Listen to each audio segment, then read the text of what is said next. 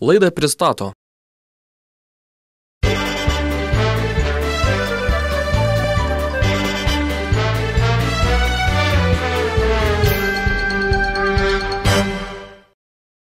Sako, kad Lietuvos bankas ruošiasi išleisti naują jubiliejinę monetą. Jos nominalas nenurodomas, o pavadinimas bus vienas minimalus mėnesinis darbo užmokestis. Plačiau miestelio naujienas aptars Politikių klubas.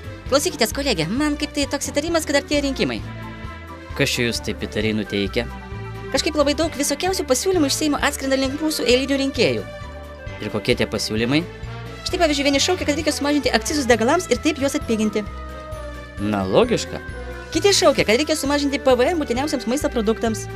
Aha, kas dar? Kiti pradėjo reikalauti sušaukti referendumą ir paklausti tautos, ar jai reikia atominės elektrinės. Aha. Gražulis registruoja įstatymo pataisą, kad referendume pakaktų ir 100 000 žmonių parašų, nei dabar reikalaujama 300 000, nes dar niekam nepavyko surinkti tų prakeiktų 300 000 parašų. Na? Dar kažkas pasiūlė sumažinti Seimo narių skaičių iki 101. Ir?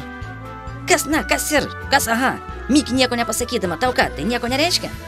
Na, reiškia, bet tai nieko naujo.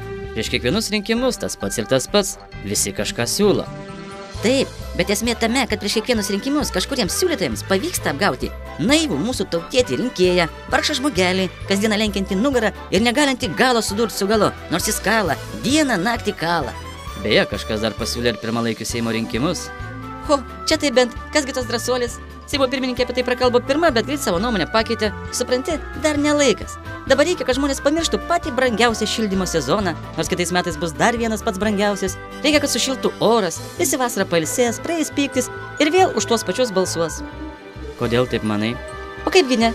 Partijos ką tik pasidalino 10 milijonų mokesčių mokėtojų pinigų.